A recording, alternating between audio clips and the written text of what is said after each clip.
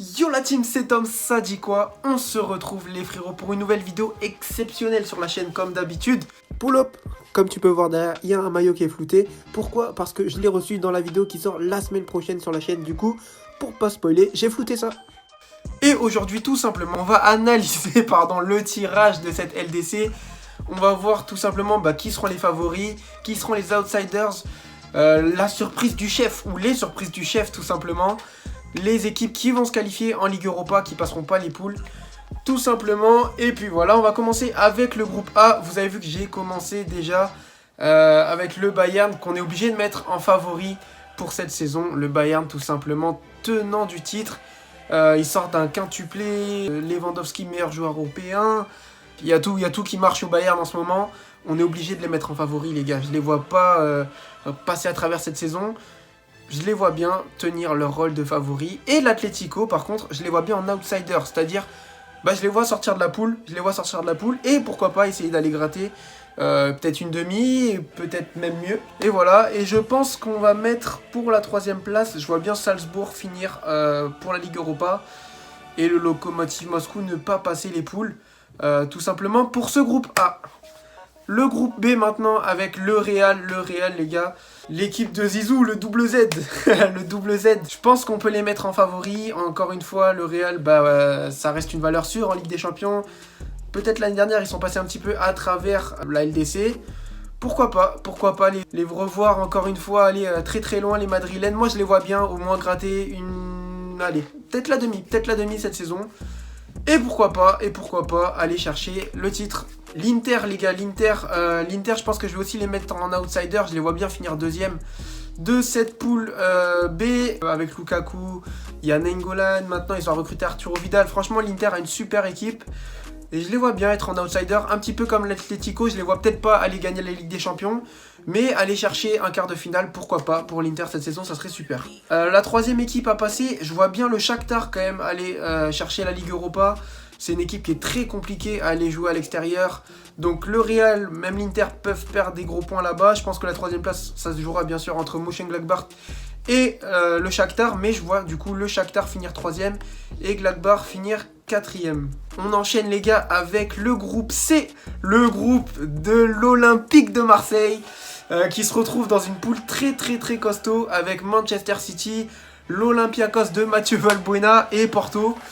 Bon les gars, franchement, City, vous savez quoi, on va les mettre quand même en favori. Je les vois comme chaque année sortir de la poule en tête, mais après aller chercher un titre. Peut-être que c'est l'année ou jamais pour City, peut-être même la fin d'un cycle pour City, donc on va les mettre en favori quand même, City, cette saison. Et pour la 2ème place, pourquoi pas Porto? Je vais les mettre en outsider, je pense, les Portugais. Peut-être pas en surprise du chef, parce que c'est assez régulier quand même de voir Porto sortir, au moins se qualifier en 8ème de finale. Donc je vais mettre Porto du coup en 2ème dans cette poule. Et Marseille en Ligue Europa, je vois bien les Marseillais sortir 3ème. Et l'Olympiakos ne pas passer les poules.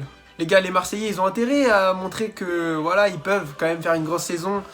En LDC, ils vont peut-être pas être ridicules. Et je pense que la poule, elle est assez homogène. Ça va être très très serré pour la 2ème place. Je pense que City est quand même au-dessus du lot. Mais pour la 2ème place, ça va être très très serré, d'après moi, entre Porto, l'Olympiakos et Marseille. Les gars, j'attends de voir surtout l'accueil que Valbuena va avoir au Vélodrome.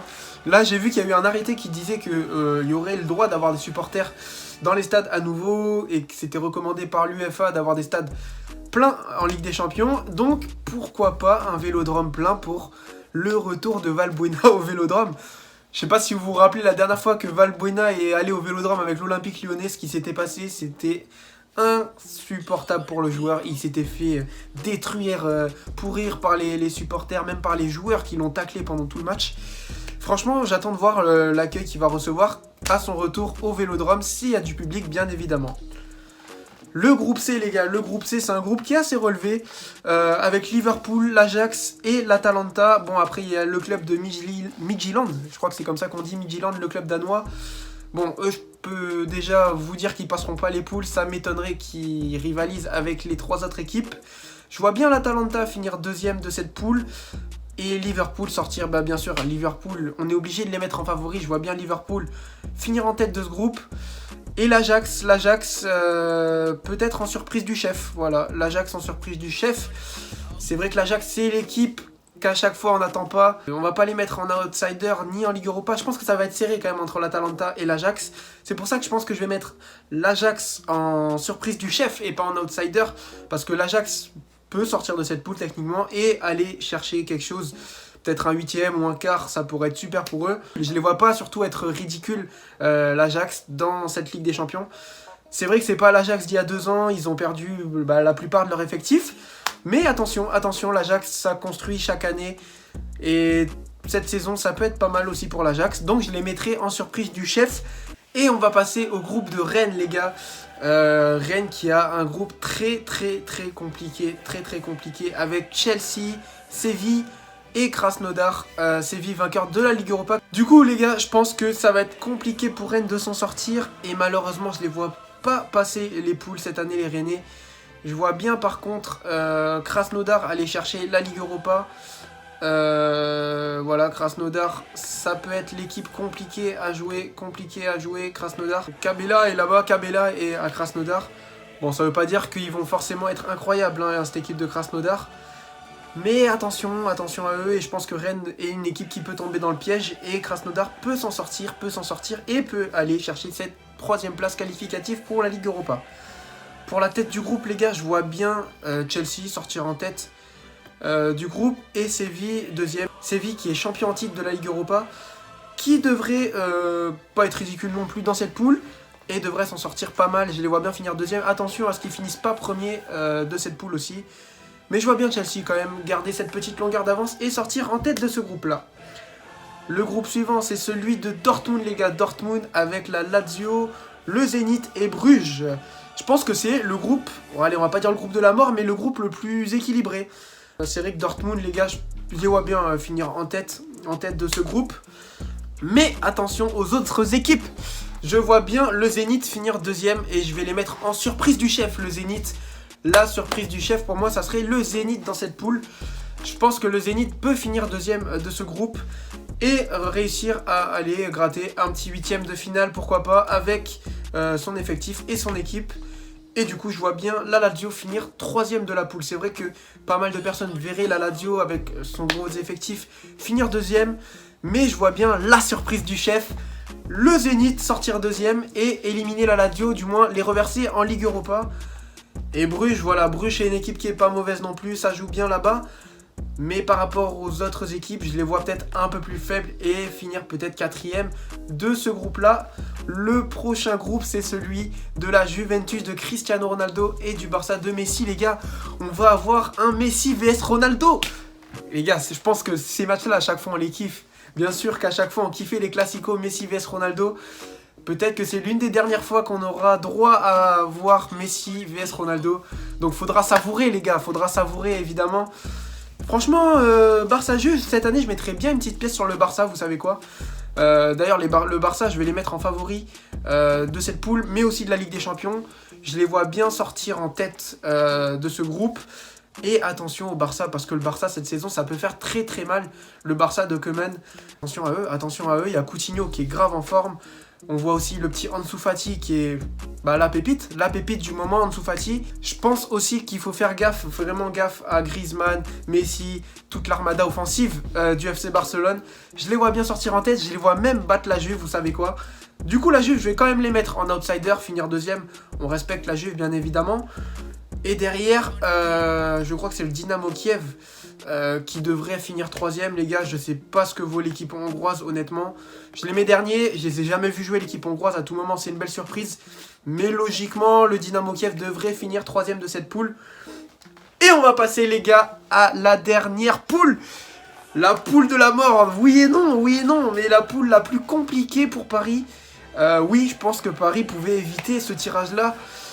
Ça peut être compliqué pour Paris, bien sûr on va les mettre en favori, Paris. Je les vois finir en tête de ce groupe, mais ça peut être très compliqué, il y a beaucoup d'équipes pièges dans ce groupe. Et d'ailleurs je pense que les gars, je vais en choquer peut-être plus d'un. Mais pour la 2e place les gars, je vois bien Başakşehir les gars. Attention à Istanbul Başakşehir. Les gars, franchement, Bah vous savez, je vais les mettre en surprise du chef, pas en outsider, parce que je les vois peut-être pas aller choper une demi-finale ou un quart de finale de LDC. Mais ça peut être la surprise du chef. Ils peuvent sortir deuxième à tout moment, les gars. Pour ceux qui suivent le championnat turc, vous savez que Başakşehir, ça joue très très bien. Ça joue très très bien, il ne faudra pas être étonné quand vous verrez que Başakşehir, ça joue très très bien, les gars, tout simplement. Donc attention à cette équipe turque d'Istanbul, Başakşehir. Moi, je les vois bien en surprise du chef. Attention à eux, ça peut être la surprise du chef. Je les vois bien finir deuxième de la poule. Logiquement, on aurait Manchester United à la 3e place en Ligue Europa du coup. Et Leipzig peut-être un peu juste. Et Leipzig qui pourrait finir peut-être dernier de cette poule. Mais moi je vois bien les gars, Paris en 1, Başakşehir en 2, United en 3 et Leipzig en 4. Donc voilà les gars, vous avez mon classement pour chaque poule à peu près. Moi perso je vois ça comme ça. En surprise du chef du coup j'avais mis le Zénith les gars en surprise du chef. Avec Başakşehir, ça serait les deux grosses surprises pour moi de cette saison de Ligue des Champions 2020-2021 tout simplement. Et puis voilà les gars, dites-moi en commentaire si vous êtes d'accord ou pas avec moi. Tout simplement, si vous voyez d'autres surprises, dites-moi ça dans les commentaires les gars, surtout si vous êtes d'accord ou pas avec ce que j'ai proposé comme classement.